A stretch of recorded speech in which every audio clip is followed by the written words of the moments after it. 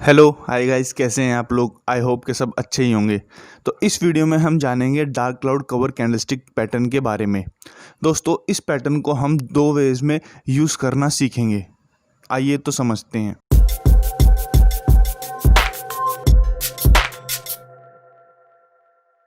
Friends, हम इस pattern को टू वेज में यूज़ करना सीखेंगे। पहला कि अगर आप किसी स्टॉक में एक अपसाइड की पोजीशन में हैं और आप प्रॉफिट में हैं और आपको ये पैटर्न नज़र आता है, तो आपको तभी अपनी पोजीशन से एग्ज़िट कर देना है। और दूसरा कि अगर डार्क क्लाउड कवर पैटर्न किसी स्टॉक के टॉप में मिलता है, तो उसकी हेल्प से आप शॉर्ट टर्म सेलिंग की पोजीशन ले सकते हैं। आइए तो हम इस पैटर्न के पीछे के लॉजिक को समझते हैं। इस पैटर्न में स्टॉक एक अप ट्रेंड की मूवमेंट में होता है और फिर एक बिग ग्रीन कैंडल फॉर्म होती है, जिससे लोगों में श्योरिटी बढ़ जाती है कि स्टॉक ऊपर ही मूव करेगा। और मोस्टली न्यू ट्रेडर्स उस पर्टिकुलर स्टॉक में एंट्री बनाते हैं। और फिर नेक्स्ट कैंडल एक गैप अप से ओपन होती है, जिसे देखकर और भी ट्रेडर्स एंट्री बनाते हैं।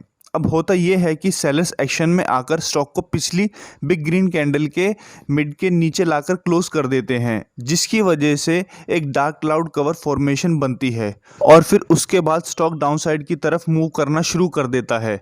चलिए तो देखते हैं हमें इसे कैसे ट्रेड करना है। अगर आप एग्रेसिव ट्रेडर हैं तो सेकंड कैंडल के लो के नीचे क्लोजिंग आने के बाद आप ट्रेड ले सकते हैं।